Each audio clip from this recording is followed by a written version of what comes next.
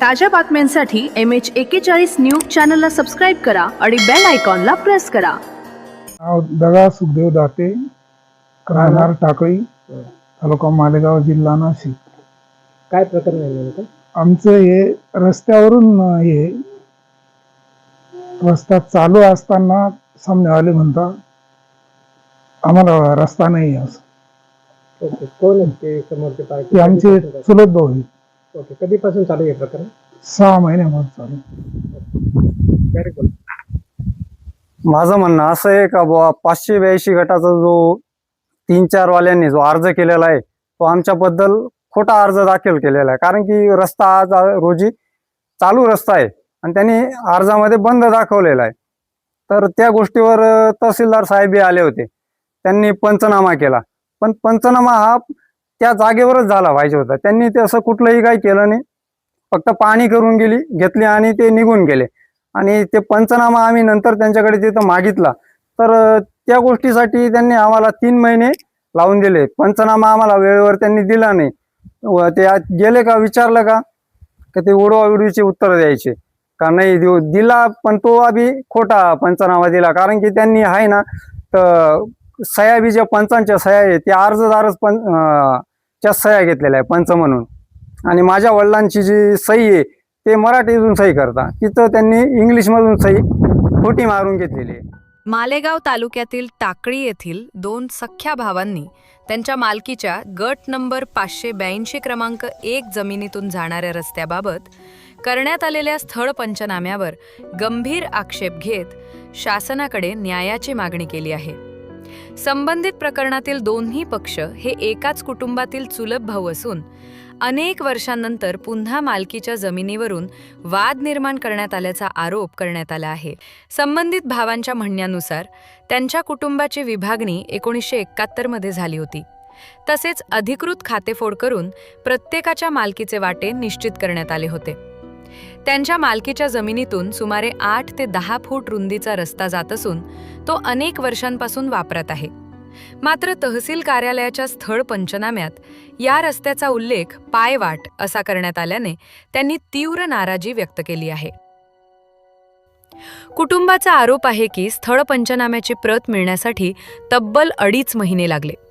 तसेच पंचनाम्यावर तहसीलदारांची सही असली तरी अधिकृत शिक्का व लेटरहेड नसल्याने त्याच्या वैधतेबाबत प्रश्न निर्माण होत आहेत. याशिवाय पंच म्हणून संबंधित पक्षाचेच नातेवाईक घेण्यात आल्याचा आरोपही करण्यात आला आहे. दरम्यान मोठे बंधू दगा सुखदेव दाते यांची पंचनाम्यावर बनावट स्वाक्षरी करण्यात आल्याचाही गंभीर आरोप करण्यात आलाय. दगा दाते हे नेहमी मराठीत स्वाक्षरी करतात, मात्र संबंधित पंचनाम्यात इंग्रजीतील स्वाक्षरी असल्याचा दावा करण्यात आलाय. त्यामुळे हा पंचनामा संशयास्पद असून त्याची स्वतंत्र चौकशी करण्यात यावी अशी मागणी करण्यात आली आहे. आमची मालकीची जमीन आणि आमचाच रस्ता असताना आम्हालाच त्रास सहन करावा लागत आहे.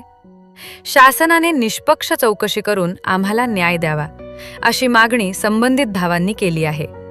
दरम्यान हे सर्व आरोप संबंधित कुटुंबाने केले असून प्रशासनाची अधिकृत भूमिका अद्याप समोर आलेली नाही. तुमचं नाव सांगा आणि काय प्रकरण आहे ते सांगा. माझं नाव भास्कर सुखदेव दाते, गट नंबर 582 क्रमांक 2 चा मालक आहे मी. तर आमचा विषय असा आहे की 582 3 आणि 4 यांनी आमच्या विरुद्ध रस्ता बंद केलेला आहे. 582 1 गटामधून रस्ता गेलेला आहे, तर तो बंद केलेला आहे बा असं तहसील कोर्टामध्ये अर्ज दाखल केलेला आहे. तर मग त्या प्रकरणाची आता जानेवारीपासून सुनावणी चालू आहे. तर मग आम्हाला 1 तारीख जानेवारीमध्ये भेटली, तर त्या दाव्याची आता 3 महिन्यापासून म्हणजे सुनावणी चालू आहे आतापर्यंत.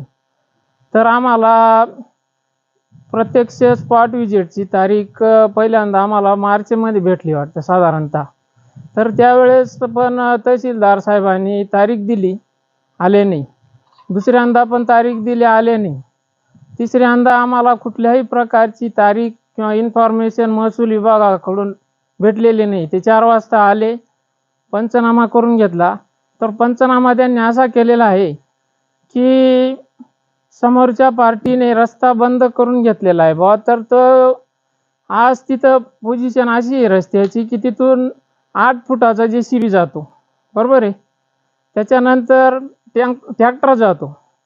तर मग तहसीलदार साहेबांनी पंचनामा असा केलेला आहे की तिला पायवाट म्हटलेलं आहे.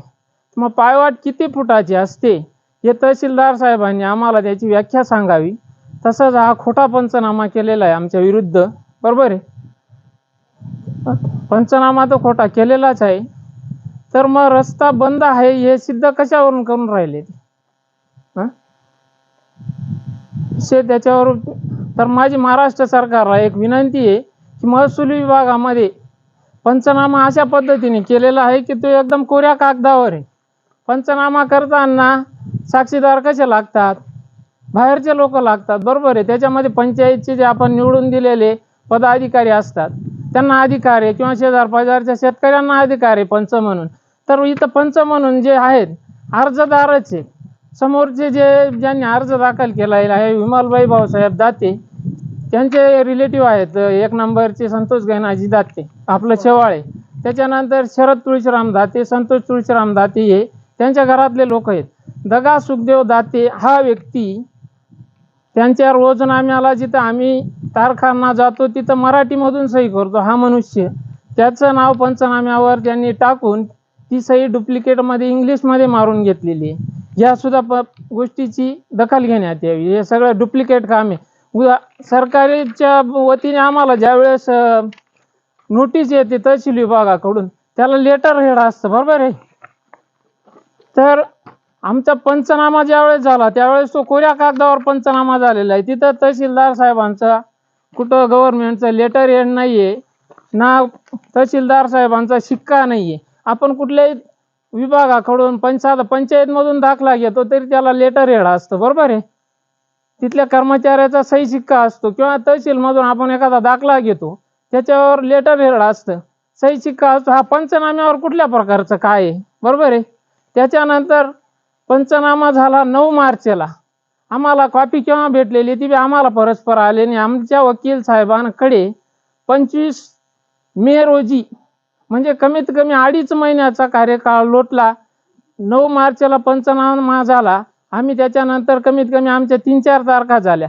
तर आम्ही जर पंचनाम्याची मागणी त्यांच्या सागर जोंदे म्हणून आहे, ते भाऊसाहेब आहेत तिथं, त्यांच्याकडे जर मागणी केली का बसा अर्ध्या तासाने देतो, अशा कमीत कमी आम्हाला त्यांनी 2.5 महिने लांबवलं. मग शेवटी पंचनामा कसा दिला तो आमच्या वकिलांच्या व्हॉट्सअपला टाकला. तो बी 22 मार्चला फक्त पंचनामाच्या ज्या काही गाळलेल्या जागा असतात त्या प्रकारे त्यांचे जे तारखा आणि वेळा असतात त्या जागा त्यांनी सोडून दिलेल्या आहेत. नंतर 25 मार्चला त्या जागा भरून आमचे जे वकील मॅडम आहेत त्यांनी पूर्ण पंचनामा मागितला. तर तो पंचनामा त्यांनी 25 तारखेला मॅडमांच्या व्हॉट्सअपला कॉपी टाकलेली. मॅडमांनी आम्हाला 25 तारखेला आम्हाला ज्यावेळेस पंचनामा भेटला त्यावेळेस आम्हाला समजलं की तहसीलदार साहेबांनी रस्त्याचा उल्लेख, बरोबर, ट्रॅक्टर वापरतात, सर्व वापरतात, तर पायवाट म्हणून केलेला आहे, बरोबर आहे. हे आमच्या विरोधात आहे, बरोबर आहे. या गोष्टीची दखल घेण्यात यावी, नाही तर परत फेर पंचनामा करण्यात यावा, बरोबर आहे. त्यांचा हा निकाल आम्हाला मान्य नाही आहे. आम्हाला आता पुढची 4 तारीख दिलेली आहे त्यांनी. तर माझी महाराष्ट्र सरकारला एकच विनंती आहे की या महसूल विभागामध्ये नेमकं हे लोकशाहीमध्ये काम चालू आहे का हुकुमशाहीमध्ये काम चालू आहे, बरोबर. तसं आम्ही मुख्यमंत्री साहेबांना निवेदन देणार आहेत, महसूल मंत्री साहेबांना पण निवेदन देणार आहेत. तसेच आमचे इथले स्थानिक जे लोकप्रतिनिधी आहेत त्यांना पण ही गोष्ट निवेदन देऊन त्यांच्या कानावर आम्ही घालणारच आहे की बाबा नेमकं महसूल विभागामध्ये चालतं काय, कुठल्या प्रकारचं आहे.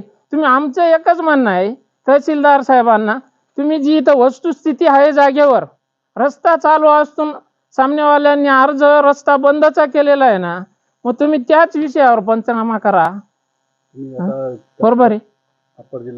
मग आम्ही या गोष्टीची जी आमच्या विरुद्ध हे असं चुकीचं झालेलं आहे तर या गोष्टीचा आम्ही कलेक्टर साहेबांना अर्ज दिलेला आहे, प्रांत साहेबांना अर्ज दिलेला आहे. त्या आम्हाला त्याची पोच घेतलेली आहे आम्ही. तर आता इथून पुढची जी कारवाई आहे ती आता 4 तारखेला त्या सुनावणीमध्ये त्यांचा काय निकाल देतात. तसं 6 महिन्यापासून आम्ही तारखांना फक्त गेलं का सह्या घेऊन घ्यायचे या पुढच्या तारखेला, सह्या घेऊन घ्यायचे या पुढच्या तारखेला. आम्हाला कुठल्याही प्रकारचा समोरच्या समोर बोलू द्यायचा अधिकार आलेला नाहीये, हा माझा विषय राहील.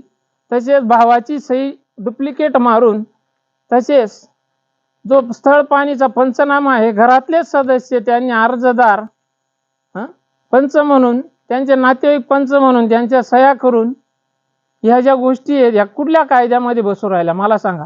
पंचनामा जो आहे आम्हाला, तो पंचनामा जो आहे त्या महसूल विभागाच्या लेटर हेडवरच पाहिजे, सही शिक्का पाहिजे त्यांचा. असा तर आम्ही पण पंचनामा घरी लिहून कोणाच्या सह्या घेऊन कुठल्या अधिकार मला सांगा ना. जो कागद जर कुठल्या सरकारी कार्यालयात किंवा कुठला सादर करायची वेळ आली तर तो पुरावा म्हणून ग्राह्य धरला जाईल का? त्याला कुठलं लेटर हेड नाही, तहसीलदार साहेबांचा सही शिक्का नाही, हा कुठला नियम आहे? मनमानी कारभार चालू आहे ना. मग हा सिद्ध होऊन जाताना याच्यामध्ये काय आहे?